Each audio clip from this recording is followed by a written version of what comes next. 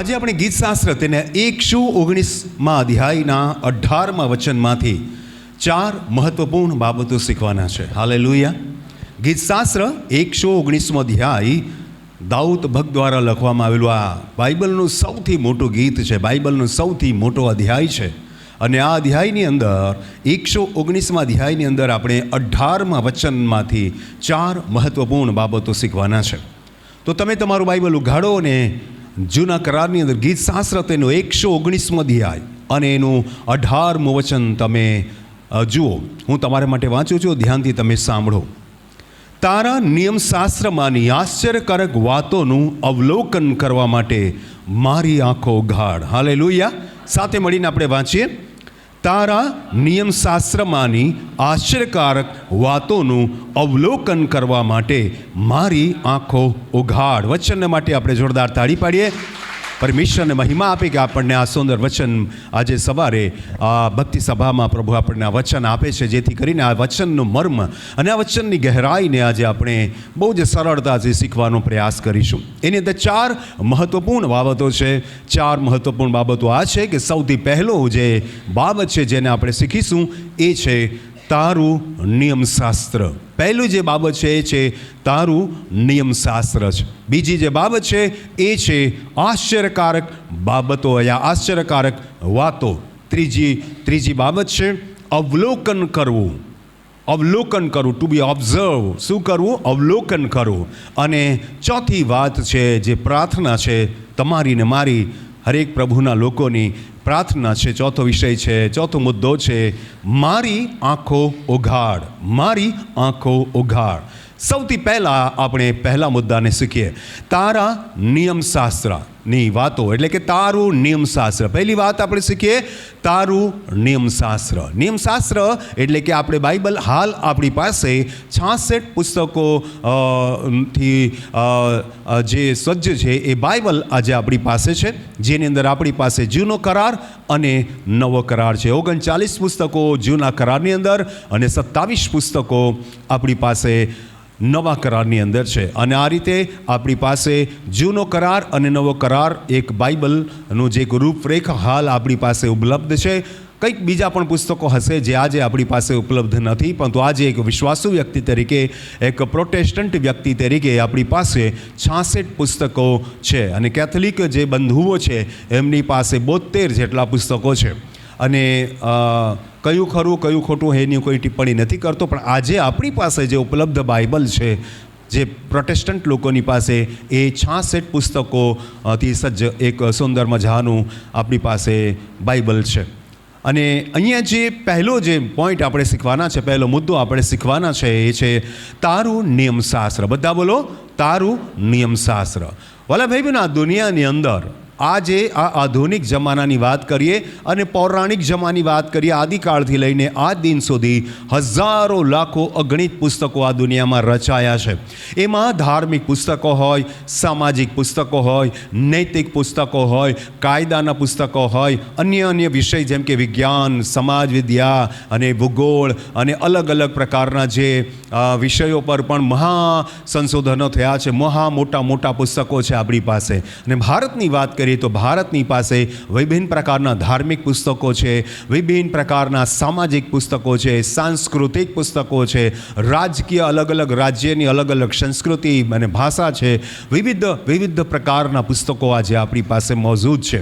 અને આપણે એ બધા પુસ્તકોમાંથી જ્ઞાન મેળવીએ છીએ, આપણા જીવનશૈલીને સુધારીએ છીએ, આપણા જીવનને આપણે હજી સંસ્કૃત બનાવીએ છીએ, એટલે સુધારીએ છીએ અને આપણે અલગ અલગ પ્રકારનું જ્ઞાન પ્રાપ્ત કરીએ છીએ. આપણા ભારતની વાત કરીએ, લોકશાહી દેશ છે ને આપણી પાસે ડૉક્ટર બાબા સાહેબ આંબેડકરની અધ્યક્ષતામાં વિભિન્ન જે જ્ઞાનવાન લોકો છે એમની મારફતે આપણી પાસે એક મહાન પુસ્તક પણ છે, એક મોટું સારામાં સારું પુસ્તક પણ છે, અને એ છે આપણું ભારતીય સંવિધાન. અને સંવિધાન પણ આપણી પાસે છે, જેથી આપણને કાયદાકીય અને આપણી પાસે લોકશાહીના રૂપમાં આપણી નાગરિકતાના હક્કો આપણને મળે છે, અધિકારો મળે છે. અને આપણી સુરક્ષા થાય છે. આપણને લોક કલ્યાણ અને લોક સ્વાસ્થ્યના સંદર્ભમાં આપણું સંવિધાન આપણને વિભિન્ન પ્રકારના અધિકારો આપે છે. એટલે કે આપણી પાસે જાત જાતના પુસ્તકો છે, ચાહે તેમાં ધાર્મિક પુસ્તકો હોય, ચાહે તેમાં સામાજિક પુસ્તકો હોય,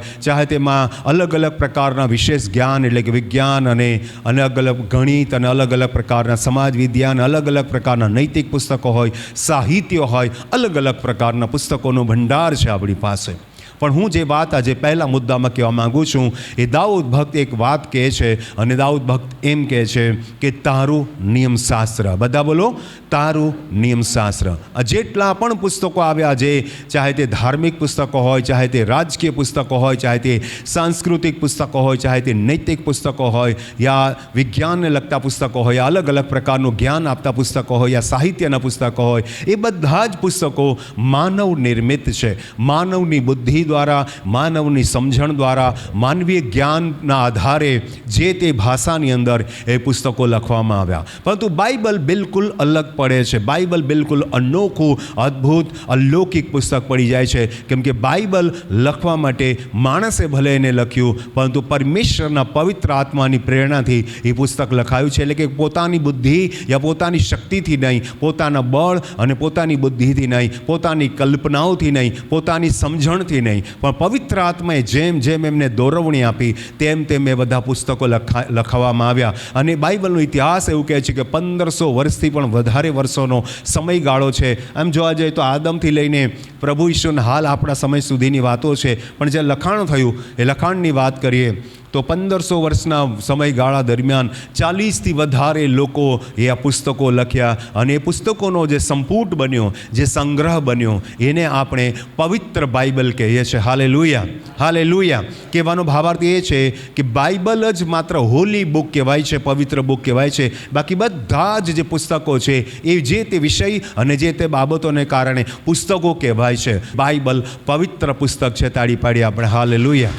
એટલે કે જે નિયમશાસ્ત્રની હું વાત કરું છું, પરમેશ્વરની પવિત્ર આત્માની પ્રેરણાથી જે લખાયેલું પુસ્તક છે એ વાસ્તવમાં પવિત્ર છે. કેમ કે આપણો પરમેશ્વર પવિત્ર છે. હાલેલુયા.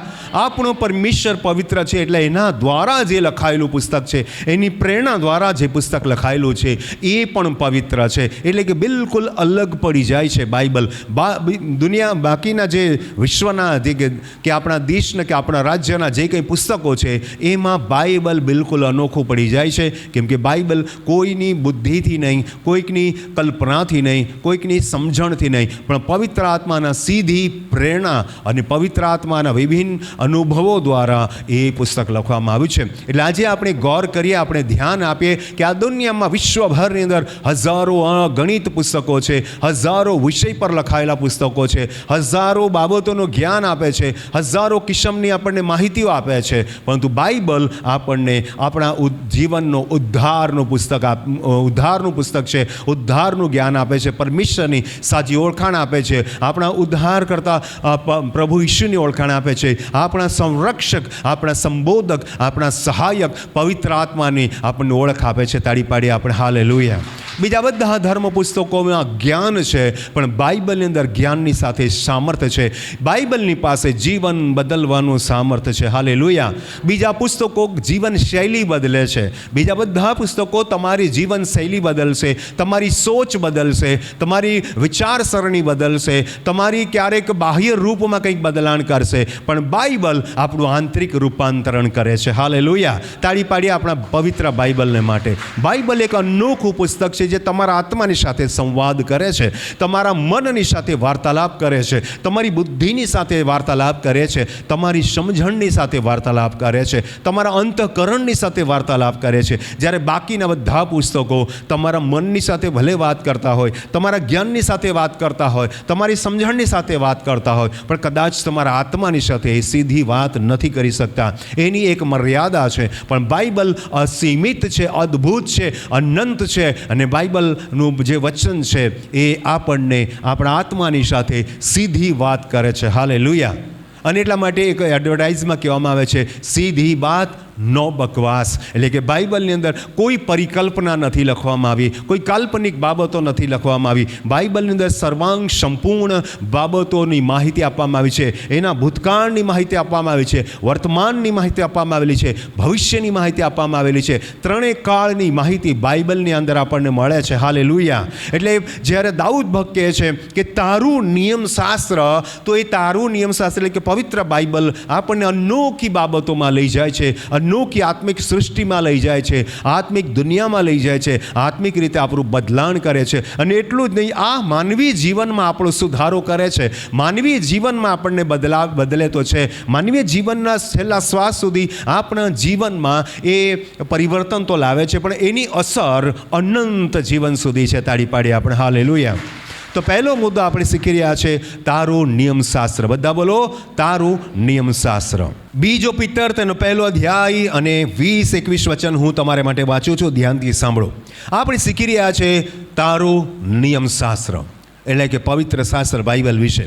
પ્રભુનું વચન આપણને પિત્તર, પ્રભુનો પ્રિય શિષ્ય, આપણને એના બીજા પત્રમાં માહિતી આપે છે. પ્રથમ તમારે એ જાણવું કે પવિત્ર લેખમાંનું કોઈ પણ ભવિષ્ય વચન મનુષ્ય પ્રેરિત નથી. Hallelujah, hallelujah. બાઇબલ સિવાય તમામ જે પુસ્તકો છે મનુષ્ય પ્રેરિત છે. મનુષ્યની બુદ્ધિ દ્વારા, મનુષ્યની સમજણ દ્વારા, મનુષ્યના જ્ઞાન દ્વારા લખવામાં આવેલા છે. અને અનોખા પુસ્તકો છે, અદ્ભુત છે. એમાં આપણે કોઈ પુસ્તકોને નકારતા નથી. બહુ સારી બાબતો છે, કેમ કે આપણા જીવનમાં બદલાણ લાવે છે, આપણી જીવનશૈલીમાં બદલાણ લાવે છે, આપણને સુધારે છે. સારી વાત છે. પણ બાઇબલ એક એવું અનોખું પુસ્તક છે કે જે મનુષ્ય પ્રેરિત નથી, મનુષ્ય દ્વારા લખાયેલું છે, પણ પ્રેરણા પરમેશ્વર દ્વારા આપવામાં આવેલી છે. એટલે પ્રભુનું વચન કહે છે પ્રથમ તમારે એ જાણવું કે પવિત્ર લેખમાંનું કોઈ પણ ભવિષ્ય વચન મનુષ્ય પ્રેરિત નથી, કેમ કે ભવિષ્ય વચન માણસની ઈચ્છા પ્રમાણે કદી આવ્યું નથી. તાળી પાડીએ આપણે હાલેલુયા. મારી ઈચ્છા થાય કે હું આ એક પ્રકારની કલ્પના કરું. જ્યારે હું કોલેજમાં ભણતો ત્યારે હું ઘણી બધી કલ્પનાઓ કરતો, અને ત્યારબાદ હું એ અલગ અલગ પ્રકારની નવલિકાઓ લખતો, નાની નાની વાર્તાઓ લખતો, ત્યારબાદ ઘણી બધી કવિતાઓ અને ગઝલ્સ લખતો, હાઇકુ લખતો. એ મારી કલ્પનાને કારણે, મારા તે સમયના વિચારો અને તે સમયની ભાવનાઓને હું શબ્દોમાં વ્યક્ત કરતો. ત્યારે હું નવલિકા એટલે શોર્ટ સ્ટોરી જેને કહેવાય, નાની વાર્તાઓ લખતો, અને એની અંદર હું કવિતાઓ લખતો. હું જ્યારે 12મા ધોરણમાં ભણતો હતો, યા ફર્સ્ટ યરમાં કોલેજમાં હતો, ત્યારે મેં એક નવલિકા લખેલી, અને એ નવલિકાનું નામ યાદ છે મને બિલકુલ. પહેલો એનું જે શીર્ષક હતું એ મને યાદ છે, અને શીર્ષક હતું સોનેરી કિરણ. સોનેરી કિરણ. અને આ સોનેરી કિરણ વિશે મેં એક વ્યક્તિના સંદર્ભમાં એ વાર્તા લખી હતી, અને એ વ્યક્તિનું નામ હતું નાથિયો. એ વ્યક્તિનું નામ હતું નાથિયો, અને નાથિયાના કેરેક્ટર પર મેં એક નવલિકા લખી. અને નાથિયો કેવી રીતે નાથાલાલ બને છે એ આખી સ્ટોરી એની અંદર છે. હું એ તમને અત્યારે નથી કહેવા માગતો, તમને વાંચી હોય તો મારી પાસે કબાટમાં છે, હું તમને આપીશ. પણ એ એક કથા, એક વાર્તા મેં, શોર્ટ સ્ટોરી જેને કહેવાય, નાની વાર્તા, ટૂંકી વાર્તા જેને કહેવાય, એ મેં લખેલી. પણ એ મારી બુદ્ધિ, મારી સમજણ પ્રમાણે. બરાબર છે. પરંતુ જે કંઈ પુસ્તકો છે એ બધા જ પુસ્તકો મનુષ્ય પ્રેરિત છે અને મનુષ્યની ઈચ્છા પ્રમાણે લખાયેલા છે. પરંતુ બાઇબલ એક અનોખું પુસ્તક છે જે મનુષ્ય પ્રેરિત નથી અને માણસની ઈચ્છા દ્વારા નથી આવ્યું, પરમેશ્વર દ્વારા પ્રેરણા પામેલું અને પરમેશ્વરની પવિત્ર આત્મા દ્વારા એની અંદર ઈચ્છા જગાવેલું એ પવિત્ર પુસ્તક છે. તાળી પાડીએ આપણે હાલેલુયા. પ્રથમ તમારે એ જાણવું કે પવિત્ર લેખમાંનું કોઈ પણ ભવિષ્ય વચન મનુષ્ય પ્રેરિત નથી, કેમ કે ભવિષ્ય વચન માણસની ઈચ્છા પ્રમાણે કદી આવ્યું નથી, પણ પવિત્ર આત્માની પ્રેરણાથી માણસો પરમેશ્વરના વચન બોલ્યા. તાળી પાડીએ આપણે હાલેલુયા. હું અત્યારે બોલું છું, કદાચ હું મારી માનવીય બુદ્ધિ પ્રમાણે તમારી સાથે વાર્તાલાપ કરું છું, મારી માનવીય બુદ્ધિ પ્રમાણે હું તમને સમજાવવાનો પ્રયત્ન કરું છું, પણ બાઇબલ બિલકુલ અનોખું છે. બાઇબલ કોઈ એની વ્યક્તિની પ્રેરણા દ્વારા નહીં અને કોઈ વ્યક્તિની બુદ્ધિ દ્વારા નહીં, પણ પરમેશ્વરના પવિત્ર આત્માની પ્રેરણા દ્વારા એ ભવિષ્ય વક્તાઓ હતા, જે પ્રબોધક હતા, એમણે એ પોતાની અંદર એ પવિત્ર આત્માના સામર્થ્ય દ્વારા એઓ બોલ્યા અને તેના દ્વારા આજે આપણી પાસે આ પવિત્ર પુસ્તક છે જેને આપણે પવિત્ર બાઇબલ કહીએ છીએ. તાળી પાડીએ આપણે હાલેલુયા. બીજો તિમોથી તેનો 3 અધ્યાય 15 થી 17 વચન પણ આપણે વાંચીએ. બીજો તિમોથી તેનો 3 અધ્યાય 15 થી 17 પણ આ જ બાબતને બહુ જ સારી રીતે લખવામાં આવેલી છે અને લખ્યું છે, અને વળી તું બાળપણથી પવિત્ર શાસ્ત્ર જાણે છે. શું જાણે છે? શાસ્ત્ર નહીં લખ્યું, પવિત્ર શાસ્ત્ર લખ્યું છે. હાલેલુયા. આપણે નાના હોઈએ આપણને કાંઈ જ ખબર નહોતી હોતી, પણ જો બહુ ધ્યાનથી એક વાત સાંભળવા જેવી છે કે આપણે નાના હોઈએ ત્યારથી આપણા માતા પિતા આપણને ધર્મ પુસ્તકોનું જ્ઞાન આપે છે. દાદી કહેતા હોય છે, માતા પિતા કહેતા હોય છે, એમને એવી કોમિક બુક્સ લાવીને એમને સમજાવવામાં આવતું હોય છે, કહેવામાં આવતું હોય છે કે નાનપણથી તમને આ બધી બાળ વાર્તાઓ કહેવામાં આવે. ઘણી બધી વખત તમે જુઓ કે નાના નાના બાળકો બાઇબલમાંથી વચન બોલતા હોય કે દેવે જગત પર એટલી પ્રીતિ કરી કે તેણે પોતાનું એકાકી જ જન દીકરો આપ્યો, એ સારું કે જે કોઈ તેના પર વિશ્વાસ કરે તેનો નાશ ન થાય પણ તે અનંત જીવન પામે. મતલબ કે બાળપણથી તમને ધર્મ પુસ્તકોનું પઠન કરાવવામાં આવે છે. નાનપણમાં તમે જે ધર્મમાંથી આવતા હોય એ ધર્મની વાતો તમને કરવામાં આવતી હોય. એટલે એ જ રીતે એક યહૂદી વ્યક્તિને પણ બાળપણથી પવિત્ર શાસ્ત્રની વાતો કહેવામાં આવતી હોય. એક યહૂદી વ્યક્તિ હોય, એક ક્રિશ્ચન વ્યક્તિ હોય તો એને બાઇબલની વાતો કહેવામાં આવતી હોય. કેટલી સામાન્ય વાત છે જો કે નાનપણમાં જ તમને પવિત્ર શાસ્ત્રની આ ધર્મ પુસ્તકોની વાતો કહેવામાં આવતી હોય. પણ બહુ ધ્યાનથી સાંભળજો શું લખ્યું છે. વળી તું બાળપણથી પવિત્ર શાસ્ત્ર જાણે છે, તે પવિત્ર શાસ્ત્ર ઈસુ ખ્રિસ્ત પરના વિશ્વાસ દ્વારા તારણને સારું તને જ્ઞાન આપી શકે છે, તે પણ તું જાણે છે. તાળી પાડીએ આપણે. હાલેલુયા. એક બાળકને કપડાં પહેરવાનું ભાન ન હોય, એક બાળકને કોની સાથે કેવી રીતે વાર્તાલાપ કરવાનું ભાન ન હોય, એક બાળકને કદાચ પોતાના જે ધોરણમાં હોય બાલવાડીમાં બાલવાટિકામાં જતો હોય યા પહેલી બીજામાં જતો હોય ને એકડા બગડા લખતા ના આવડતું હોય, કદાચ એને ABCD લખતા ના આવડતું હોય, કદાચ એને જે તે